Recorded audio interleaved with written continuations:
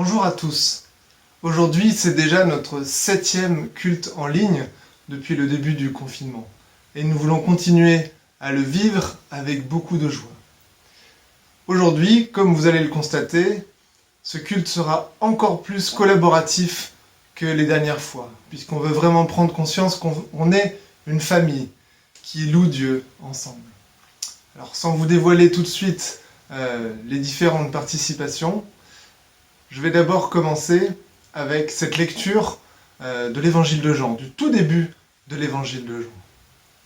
Au commencement était celui qui est la parole de Dieu. Il était avec Dieu, il était lui-même Dieu. Au commencement, il était avec Dieu. Tout a été créé par lui, rien de ce qui a été créé n'a été créé sans lui.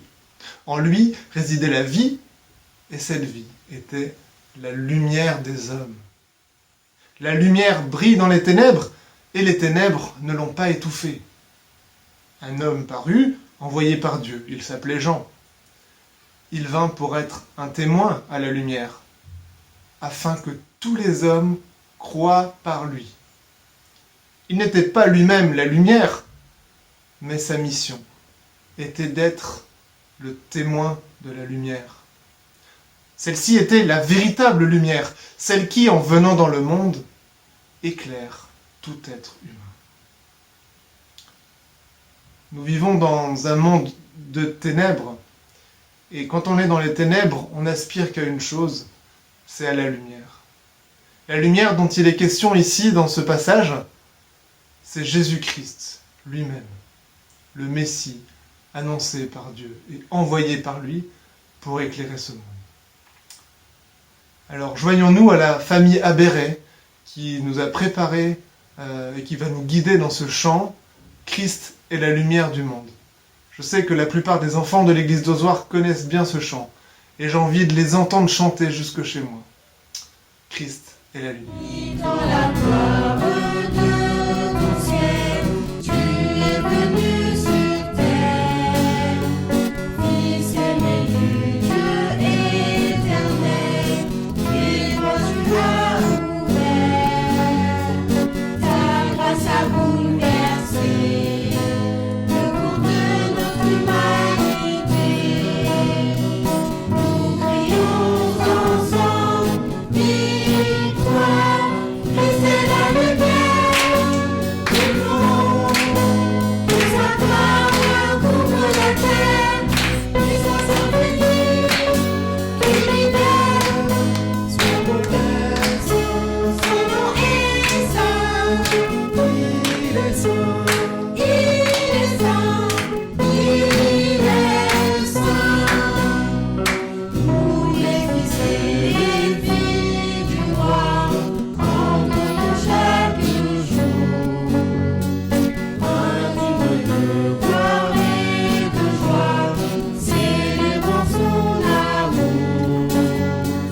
Les nations de la terre s'abriteront devant le Père. Chanterons ensemble, victoire. Christ est la lumière du monde, et sa gloire couvre la terre, puissance infinie qui libère. Son nom est saint, son nom est saint, il est saint, il est saint, il est saint. Christ est la lumière du monde, que sa gloire couvre la terre, puissance infinie qui libère. Son nom est saint, son nom est saint, il est saint, il est saint, il est saint. Christ est la lumière. Il est saint. À nous qui vivons dans ce monde de ténèbres, il nous révèle combien Dieu est grand et digne de louange. Laissons-le éclairer nos visages et nos cœurs et en faire jaillir une louange éclatante. Dieu, tu es grand et digne de louange.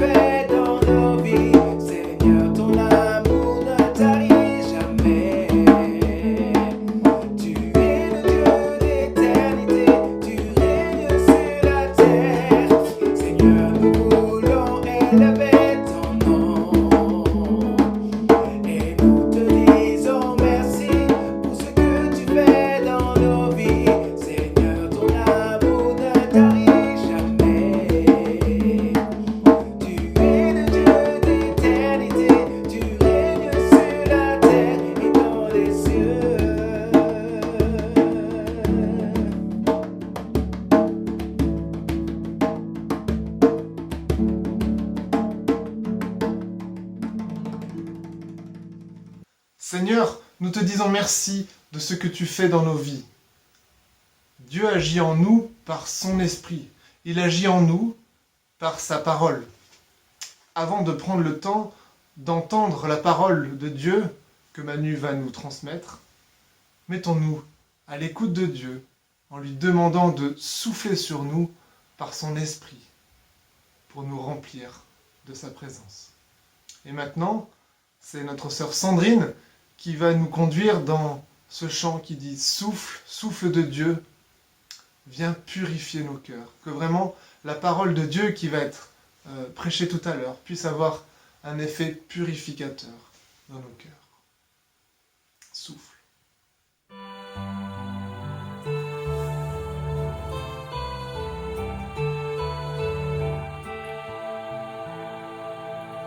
Souffle,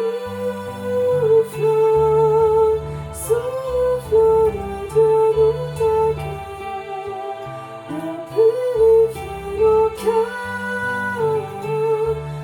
Oh, souffle, souffle de Dieu, nous t'accueillons, viens purifier nos cœurs. Nous souffle devant toi, à l'écoute de ta voix. On est sensible à ton cœur. Sois le roi, sois le Seigneur. Oh, souffle, souffle de Dieu, nous t'accueillons, viens purifier nos cœurs. Oh, souffle, souffle de Dieu, nous t'accueillons, viens purifier nos cœurs. Maintenant, je vous invite à prier avant d'écouter le message. Seigneur notre Dieu, nous voulons te remercier parce que tu es un Dieu qui ne reste pas lointain. Tu es un Dieu qui t'est approché de nous jusqu'à venir habiter en nous. Et Seigneur, merci pour ta parole qui produit son effet, qui produit du fruit dans nos vies. C'est ton esprit qui souffle en nous. Et on veut te demander maintenant de souffler en nous à travers les paroles que tu as données à Manu et que nous puissions nous laisser enseigner, reprendre, exhorter par ta parole. Amen. Bonjour, je continue une série de messages qui a pour thème « Comment vivre en temps de crise ?» La réponse est la suivante, vivre l'essentiel avec Dieu. L'essentiel que je vous ai proposé de vivre est de faire de l'encouragement un style de vie. Une des manières d'avoir un puissant impact d'encouragement dans la vie des autres, c'est de développer une bonne attitude. La meilleure manière d'atteindre cet objectif est d'avoir une attitude qui reflète les fruits de l'Esprit de Dieu. Nous avons vu dimanche dernier les 3 premiers fruits et je vous invite maintenant à voir les 3 suivants. Je rappelle les fruits de l'Esprit en citant Galates 5, versets 22 et 23 dans la Bible. Le fruit de l'Esprit, c'est l'amour, la joie, la paix, la patience, l'amabilité, la bonté, la fidélité, la douceur, la maîtrise de soi. Voici le 4e fruit, la patience. Si nous sommes tout le temps impatients, nous n'encouragerons pas les autres. Une attitude impatiente ne nous aidera pas à écouter les autres, à prendre soin des autres, à supporter leur lenteur à comprendre, à pardonner quand l'autre ne va pas dans la bonne direction. Une personne impatiente supporte difficilement les autres, se met facilement en colère et est toujours frustré. Une attitude patiente encouragera toujours les autres, car par la patience, nous exprimons notre amour pour les autres. Je crois que la patience est l'un des fruits les plus importants. Pourquoi je dis cela ? Vous allez vite le comprendre. Dans son livre « Connaître et faire la volonté de Dieu », James Packer a écrit ceci. « L'amour est la réaction que Christ aurait eue devant la méchanceté des gens. La joie est la réaction que Christ aurait eue devant les circonstances déprimantes. La paix est la réaction que Christ aurait eue devant des ennuis, des menaces et des invitations à l'anxiété. La patience est la réaction que Christ aurait eue devant tout ce qui est exaspérant. La bonté est la réaction que Christ aurait eue devant tout ce qui est méchant. La bienveillance est la réaction que Christ aurait eue devant les gens et des comportements mauvais. La fidélité et la douceur sont les réactions que Christ aurait eues devant le mensonge et la violence. La maîtrise de soi est la réaction que Christ aurait eue devant chaque situation qui vous pousse à perdre votre sang-froid et à attaquer. Dans le texte que je viens de citer, n'avez-vous pas remarqué les fruits de l'esprit? Et en plus, à chaque fois, James Packer emploie le même mot, réaction. Voici ce que Thomas et Wade relèvent dans cette citation. Une grande partie du fruit de l'esprit se rapporte à nos réactions face aux gens et aux circonstances de la vie. Ce fruit nous aide à choisir le meilleur comportement à avoir lorsque les situations où les gens semblent ne pas bouger ou agir aussi rapidement que nous le souhaiterions. Lorsque l'on est patient, on ne riposte pas trop rapidement, on ne rend pas l'appareil, on ne se venge pas. La patience est la retenue face à la provocation. Elle ne punit pas promptement, mais réfléchit avant de réagir et, si elle réagit, elle le fait avec à propos.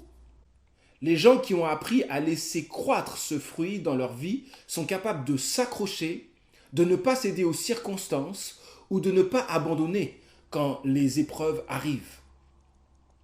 Waouh! Waouh! La patience est un fruit très important. Elle nous permet de réagir de la bonne manière face aux gens et aux circonstances de la vie. Elle nous aide à choisir le meilleur comportement. La Bible dit quelque chose de fort sur la patience en Jacques chapitre 1 versets 2 à 4. Je cite: « Mes frères, considérez comme un sujet de joie complète les diverses épreuves que vous pouvez rencontrer, sachant que la mise à l'épreuve de votre foi produit la patience. Mais il faut que la patience accomplisse une œuvre parfaite, afin que vous soyez parfaits et accomplis et qu'il ne vous manque rien. » La parole de Dieu nous montre ici que la patience a un rôle important pour notre maturité spirituelle. L'épreuve produit la patience, mais quand celle-ci se manifeste pleinement et se développe, elle nous amène à maturité. Qu'est-ce que la patience? Le mot patience dans la Bible exprime deux idées. Premièrement, la patience, c'est la ténacité, l'engagement qui persiste, qui ne lâche pas, qui persévère jusqu'au bout. L'apôtre Paul avait exhorté l'église de Rome, ainsi dans Romains chapitre 12, verset 12, « Restez patients dans le malheur, dans les épreuves. » Nous avons bien besoin de cette qualité dans nos épreuves et aussi pour encourager les autres sans nous décourager nous-mêmes. Deuxièmement, la patience, c'est l'amour qui continue à pardonner et à faire le bien, même dans les circonstances les plus adverses. La Bible nous rappelle ceci, l'amour est patient, dans 1 Corinthiens chapitre 13, verset 4. La Bible dit aussi, dans 1 Thessaloniciens 5, verset 14, « Soyez patients envers tous. » Une personne patiente, c'est donc persévérer dans l'obéissance à Dieu, tout en supportant les épreuves et les oppositions, même la persécution. Une personne patiente continue à grandir dans son amour pour Dieu et pour les autres, tout en endurant les épreuves. Cette personne est dans l'attente de voir des changements, de vivre des délivrances et de vivre enfin dans le paradis de Dieu où la souffrance ne sera plus. Une personne patiente est capable de supporter et d'endurer les fautes des autres, leur mauvais caractère, les contrariétés, les déceptions et les frustrations sans tomber dans la colère et dans la non-maîtrise de soi et de ses émotions. Personne n'a plus exercé la patience que Dieu lui-même. Il a subi des insultes, le mépris, les coups, alors qu'il n'a rien fait de mal. Pourtant, il est allé jusqu'à souffrir et mourir pour nous, afin que nous puissions être pardonnés de nos innombrables péchés contre lui. Quel amour et quelle patience! La Bible dit quelque chose de touchant sur Dieu. L'Éternel est compatissant et il fait grâce. Il est lent à la colère et riche en bienveillance. Notre Dieu est admirable dans sa patience inlassable. Il veut que nous apprenions à être patients avec nous-mêmes, les autres, nos enfants, notre conjoint, nos voisins, nos collègues de travail, ceux qui sont difficiles à vivre, avec tous. Mais comment faire pour développer la patience dans toute notre vie? Plusieurs donneraient les conseils suivants: relever les moments où nous sommes impatients, en comprendre la cause, changer de point de vue sur notre situation, relativiser, faire du sport, écouter de la musique pour baisser le stress, etc. Ces conseils sont de bonnes pistes. Mais il est important de rappeler une chose ici. Les fruits que nous voulons porter sont les fruits du Saint-Esprit. Ces fruits ne viennent pas de nous, mais du Saint-Esprit en nous. Donc, il faut avant tout, bien sûr, avoir demandé pardon à Dieu pour nos péchés et avoir placé notre foi en Jésus-Christ pour que le Saint-Esprit nous habite. Ensuite, si le Saint-Esprit nous habite, nous devons sans cesse demander à Dieu de nous remplir de son Saint-Esprit, car nous avons besoin de la puissance de Dieu pour porter du fruit. Dieu veut aussi que nous soyons actifs pour vivre pleinement les fruits du Saint-Esprit. Voici quelques clés pour nous aider. Alors, pour être patient, prions et grandissons dans notre connaissance de la volonté de Dieu en méditant sa parole, la Bible. Savez-vous que la Bible dit clairement que la prière et la parole de Dieu peuvent nous faire expérimenter la puissance du Saint-Esprit, nous fortifier intérieurement et nous rendre patients dans toutes nos épreuves et toutes nos relations? Voici ce que la Bible dit dans Colossiens chapitre 1, verset 11, sur la conséquence de la prière et de la croissance dans la connaissance de la volonté de Dieu. Je cite: « Sa puissance magnifique vous rendra fort pour tout. Alors vous résisterez et vous supporterez tout avec patience. » Un autre point, soyons conscients que ce que nous faisons pour Dieu ne sera jamais inutile. La Bible dit dans 1 Corinthiens chapitre 15 verset 58, « Mes chers frères, soyez fermes, ne vous laissez pas ébranler, travaillez sans relâche pour le Seigneur. Sachez que la peine que vous vous donnez au service du Seigneur n'est jamais inutile. » Oh, quel encouragement quand nous encourageons les autres. Parlons de Dieu, éduquons nos enfants, faisons du bien à des personnes qui sont difficiles. Quand nous aidons des personnes qui commettent les mêmes erreurs, nous pouvons facilement nous décourager, n'est-ce pas? Mais la Bible nous dit ici que si nous faisons la volonté de Dieu, tout ce que nous faisons ne sera jamais inutile. Même si, à première vue, nous ne voyons pas de changement. Ne nous décourageons pas. Continuons à croire dans la toute-puissance de Dieu, qui est à l'œuvre en nous et dans la vie des autres. Un autre point, rappelons-nous qu'un jour, Dieu nous délivrera de toutes nos épreuves. Si ce n'est pas sur terre, ce sera sur la nouvelle terre qu'il prépare, que Dieu prépare pour tous ceux qui ont placé leur foi en Jésus-Christ.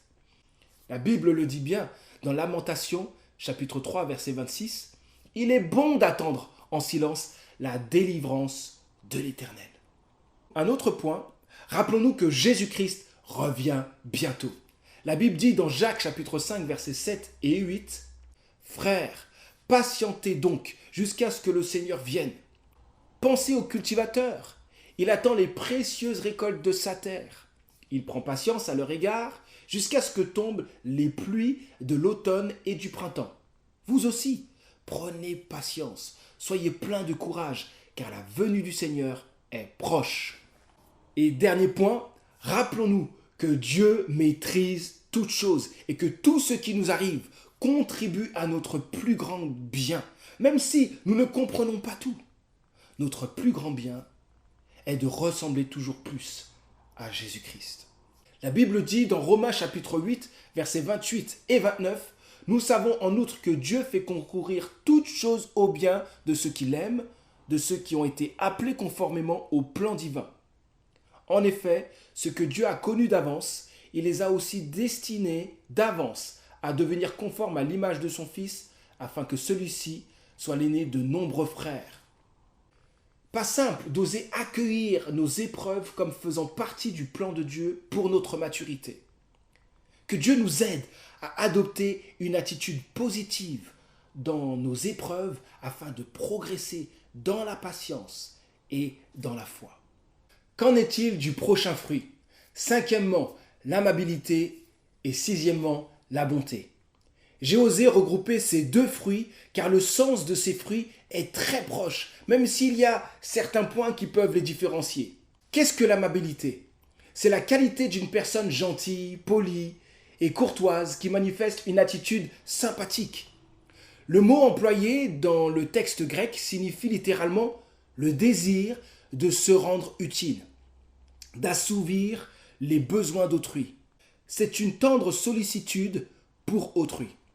C'est la bonté en action, une disposition à la douceur, à la bienveillance vis-à-vis des autres, à la générosité, la gentillesse. Le mot décrit la capacité d'agir pour le bien de ceux qui mettent votre patience à l'épreuve. Qu'est-ce que la bonté? Le mot grec traduit par bonté n'est pas simple à traduire.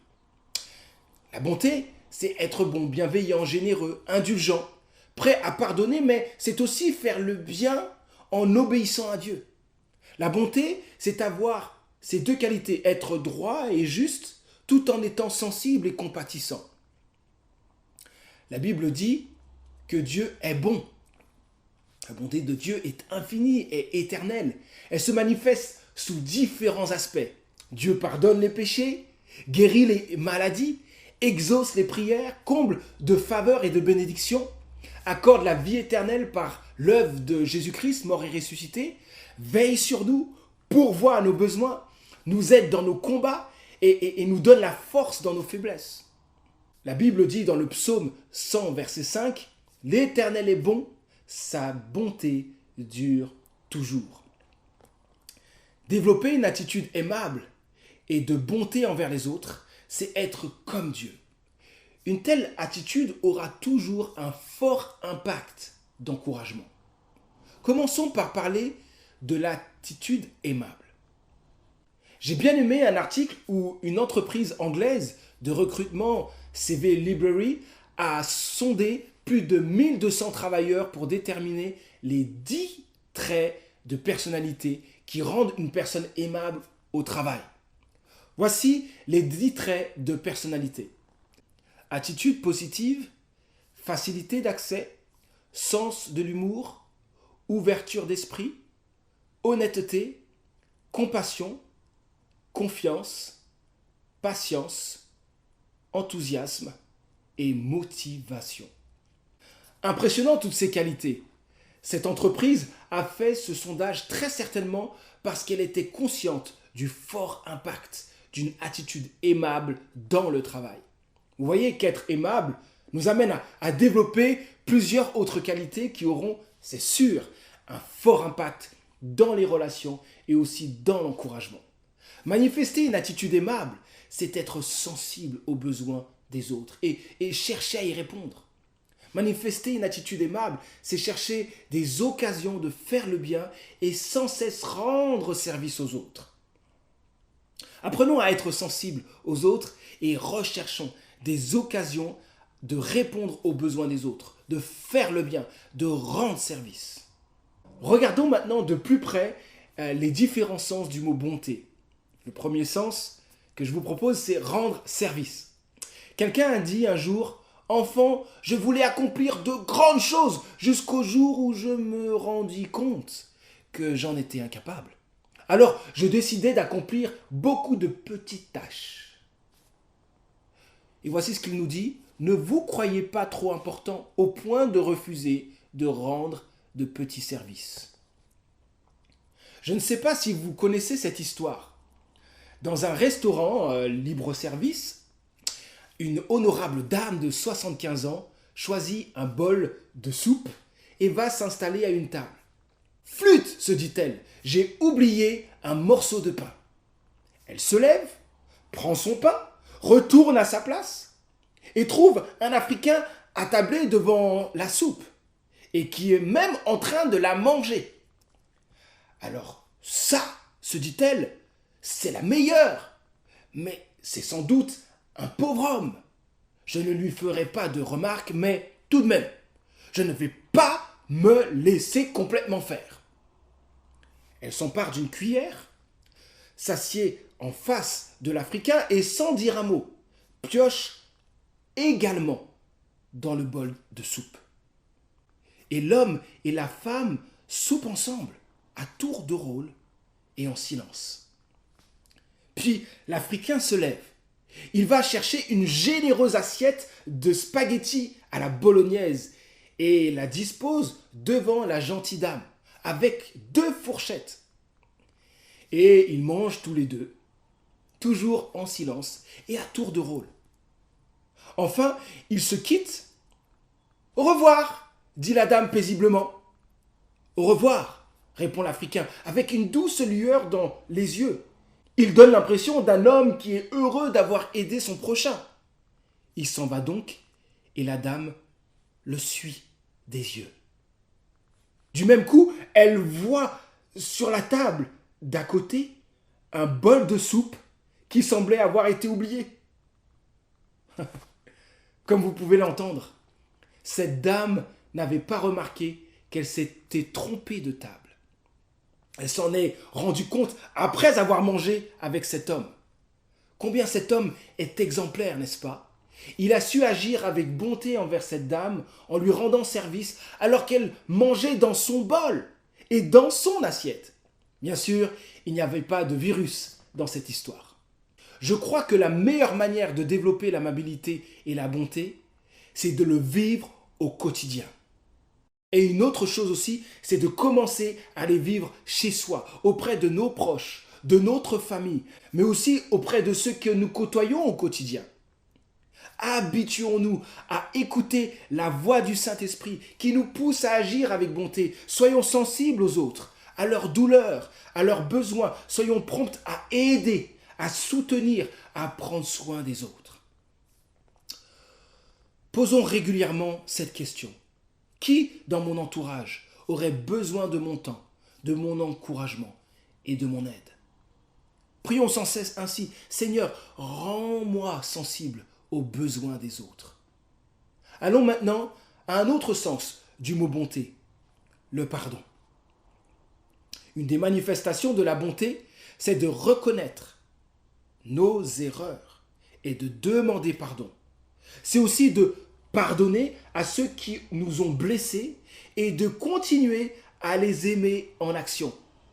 Comme on l'a vu dans l'exemple de Jésus qui est mort sur une croix, qui a agi avec bonté alors que nous ne méritons rien de lui, alors que nous méritons que la mort et l'enfer, loin de sa présence. Jésus a donné sa vie, il a manifesté sa bonté envers nous. Pardonner, ce n'est pas minimiser le mal que l'autre nous a fait. C'est avant tout reconnaître nos blessures et le dire à l'autre dans une bonne attitude et sans colère. C'est enfin abandonner tout désir de vengeance ou de punition et rechercher la paix dans la relation. En parlant de pardon, je pense toujours à Corrie ten Boom qui m'a particulièrement touché par son témoignage. Ce que je vais vous raconter montre une personne qui a su manifester la bonté de Dieu partout où elle allait. Nous verrons aussi dans son témoignage qu'il est possible de pardonner l'impardonnable par la puissance de Dieu. Corrie ten Boom était une chrétienne hollandaise. Son père était horloger, elle et sa sœur Betsy étaient célibataires. La famille ten Boom vivait dans une grande et belle demeure à Haarlem en Hollande. Cette famille ordinaire a choisi d'ouvrir la porte de son foyer à ceux qui étaient traqués par la furie nazie et de leur fournir une cachette secrète. Mais la famille est dénoncée à la Gestapo. Corrie survivra seule aux tourmentes de la guerre et aux tortures du camp de concentration. Après la guerre, malgré un passé très douloureux, elle a voyagé dans plus de 60 pays à travers le monde pour y répandre, écoutez bien, l'amour de Dieu et parler du pardon. Elle a également fondé des camps de réfugiés afin d'apporter l'amour et le réconfort aux cœurs anéantis et brisés par l'atrocité de la guerre.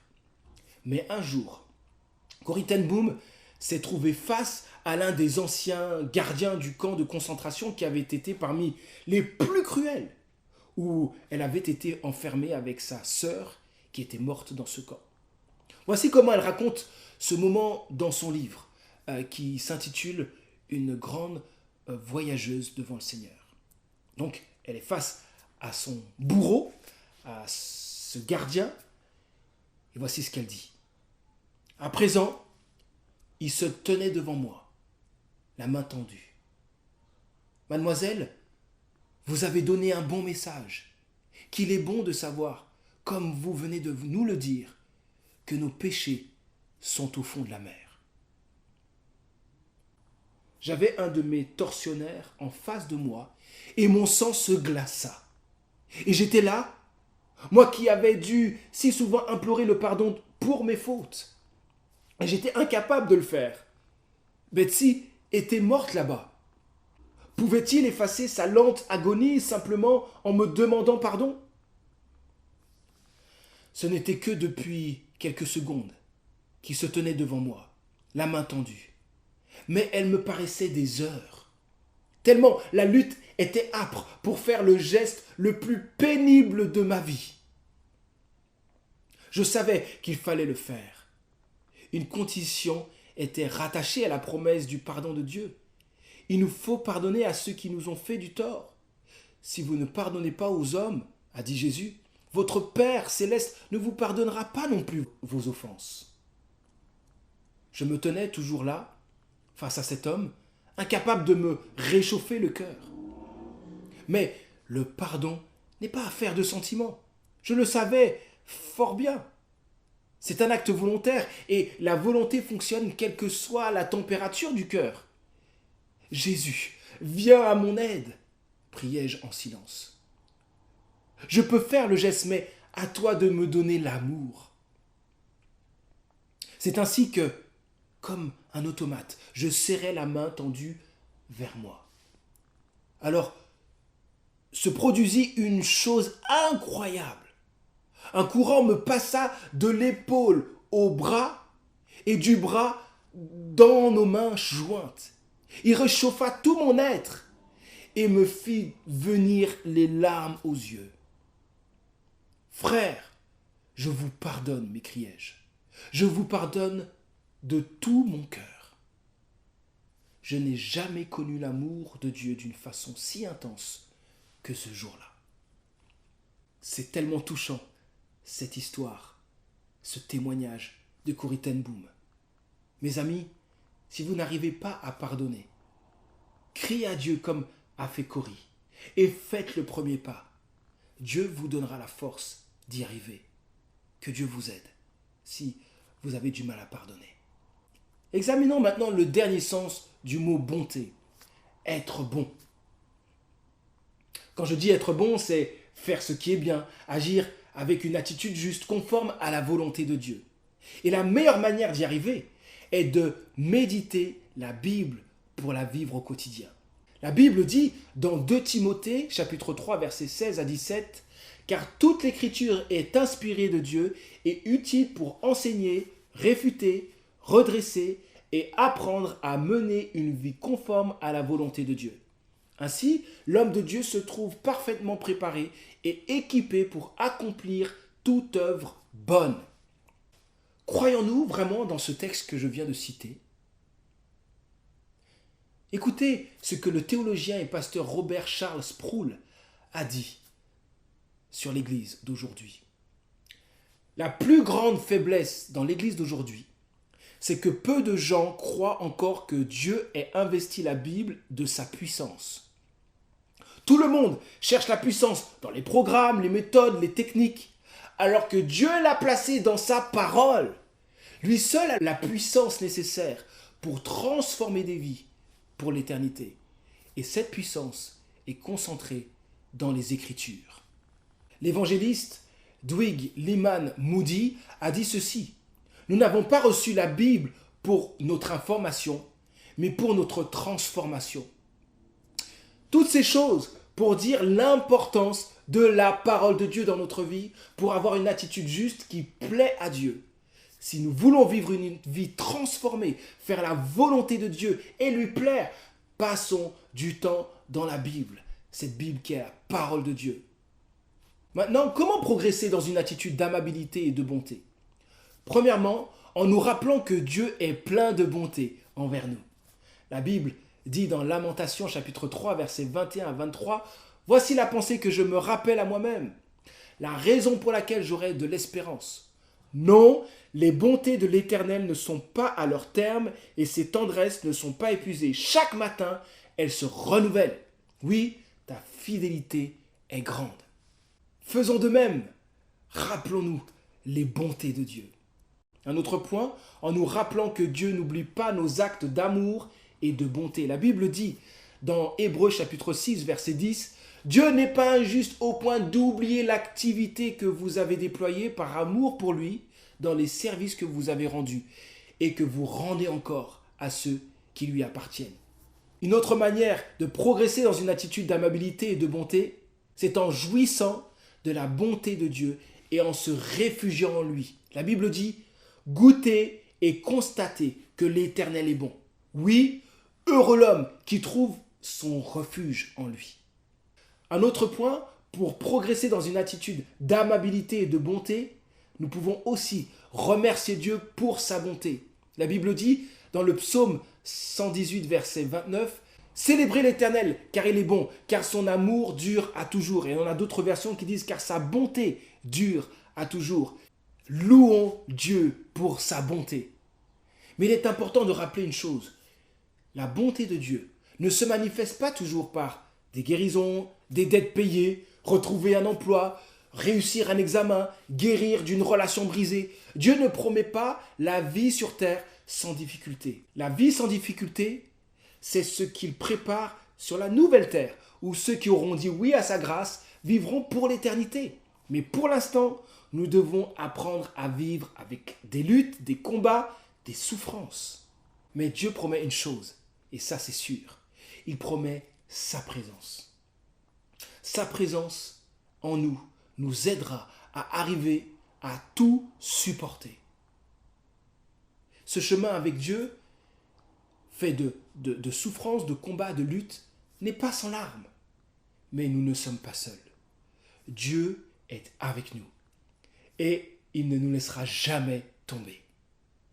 Je vais maintenant conclure. Pour encourager et avoir un fort impact dans la vie des autres, nous devons adopter et développer de bonnes attitudes. Pour ce faire, nous devons développer les fruits de l'esprit. Et si nous appartenons à Dieu, nous sommes déjà en train de vivre les fruits de l'esprit. Mais nous devons continuer à les développer.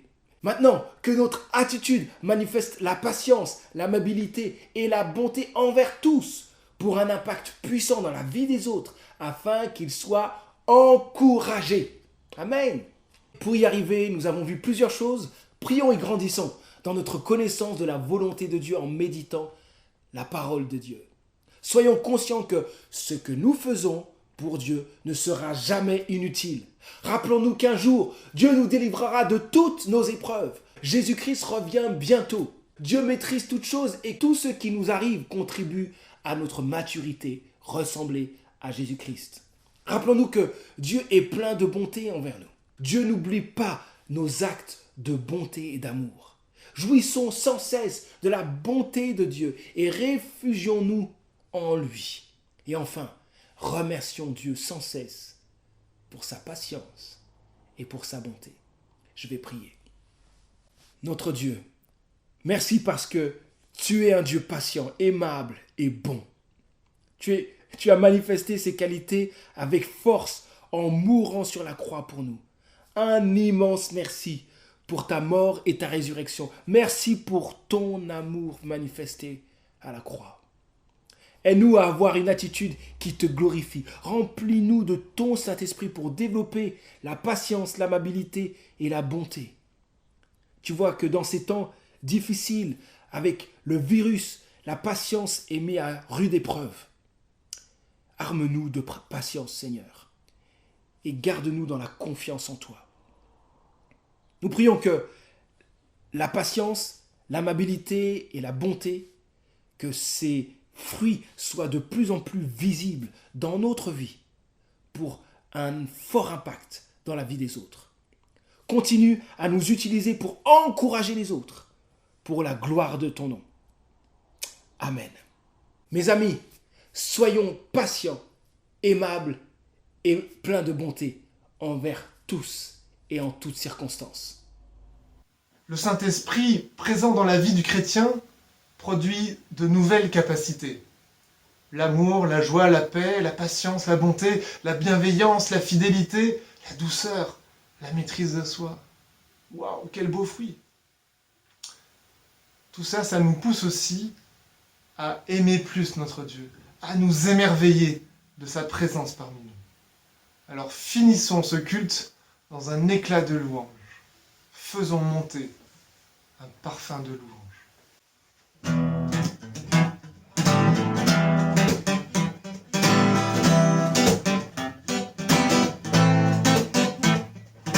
À nous la force, la joie du Seigneur, à nous la puissance, son bras puissant. À nous la force, la joie du Seigneur, à nous la puissance, son bras puissant. Faisons monter, monter, un parfum de louange. Faisons monter, monter, notre adoration. Faisons monter, monter, un parfum de louange. Faisons monter, monter, notre adoration. Revêtus de force, entourés de gloire, assis sur le trône, à la droite du Père. Revêtus de force, entourés de gloire, assis sur le trône, à la droite du Père. Faisons monter, monter, un parfum de louange. Faisons monter, monter, notre adoration. Faisons monter, monter, un parfum de louange. Faisons monter, monter, notre adoration.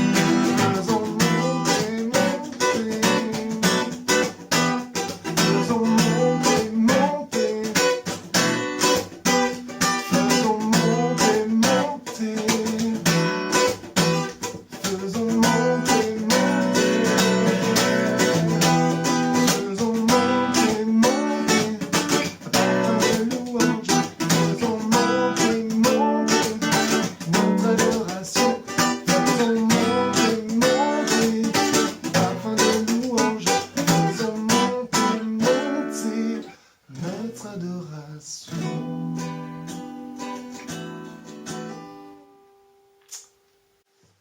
Bon dimanche à tous, bonne semaine et à bientôt.